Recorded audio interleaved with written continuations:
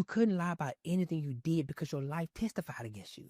Hand in hand, action for action, deed for deed. There was no grace given because it was already given. And so while God will speak to the people, you can hear and see what they did. All the issues that they did, everybody could hear it. So imagine the people who are in front, who's getting judged by the Lord, were going to hell for something you dealt with, you never repented for. And you had to wait in line, wait your turn, knowing there was no grace given for them. Oh my gosh. You can imagine the torment and the terror in the line. Because you were moving up. Your time was coming. But you knew there was no mercy given up there. And so I was seeing people going to hell. I mean, back and forth, homosexuality, lying. And you knew their stuff, their issues? The thing about it was, I didn't know their stuff until he said it.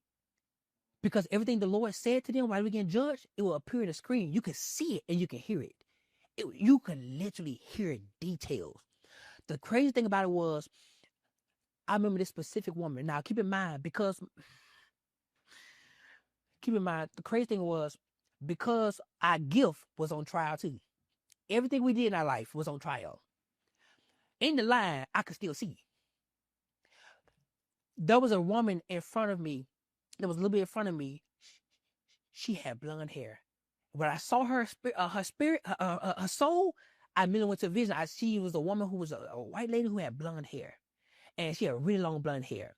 And when I saw her, I kept seeing social media. She was a social media influencer.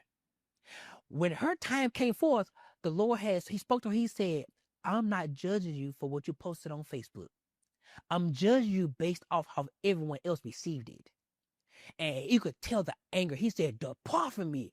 And when he spoke, it was like everything around him shook. Like there was a great wind. His anger cannot be handled. His anger can only be experienced and expressed. There is no control. Humans can't handle the anger of God. A man who angers the God forfeits his life. To be in the presence of God and to experience his anger is to find a coffin and lay in it.